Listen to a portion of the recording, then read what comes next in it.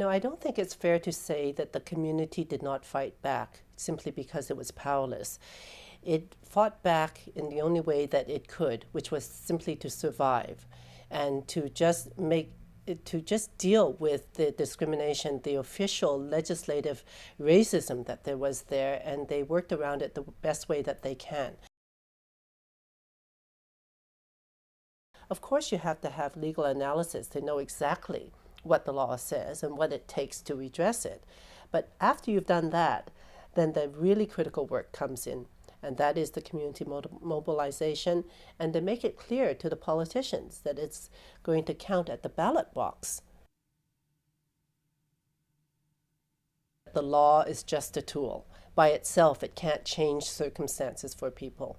And the other thing to remember is that those who have power also have power over the law. They're the ones that can get the politicians to change the law or to enact laws. And in the history of the Chinese Canadian community, part of the problem was, of course, that the law was directed particularly at them. They had no power whatsoever to change it. And their reaction, I guess, as a community was simply to survive it. And survive it they did, with the result that their children grew up in Canada and were able to, with their skills and their political tenacity, to eventually change the law. And it meant that they ultimately had enough political clout, community involvement, to get the vote back, to ultimately get rid of the Exclusion Acts, and to also have their place in society.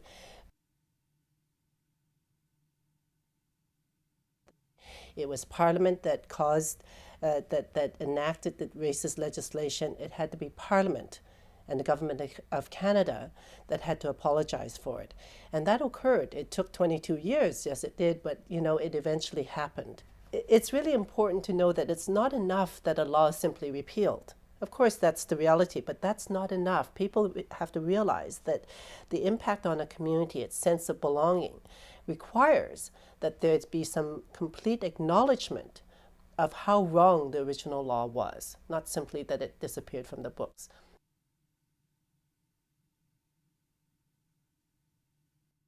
What really spurred people on was this secret deal that the Prime Minister of the day had struck with a group of people considering themselves, appointing themselves as spokespeople for the community.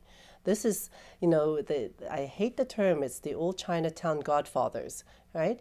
People who suggest that they somehow can deliver the community at election time, and therefore only through them can you reach the community. Well, that was true in the 50s, maybe even the 60s, but not anymore. And so the secret deal that they had, declared in this fanfare and said that no apology was necessary, and what is more, this group of godfathers was going to run the money that the government was going to give them, was just something that could not be tolerated. I think it galvanized the campaign much more than anything else could have done. And when all was said and done, when the dust settled, the power of these godfathers, I think, was gone. And I think that was a huge amount, I think that was probably one of the most important moments in the evolution and maturity of the community.